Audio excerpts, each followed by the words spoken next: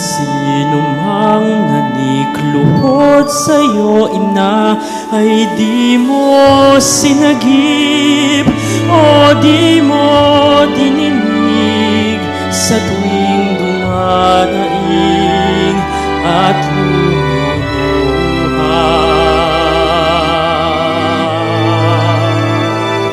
Huwag po ninyo kaming pababayaan,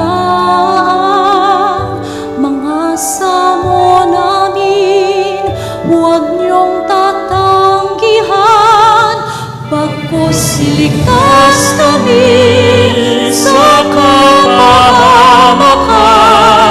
o malwalhating pinagpalang Birhen Maria.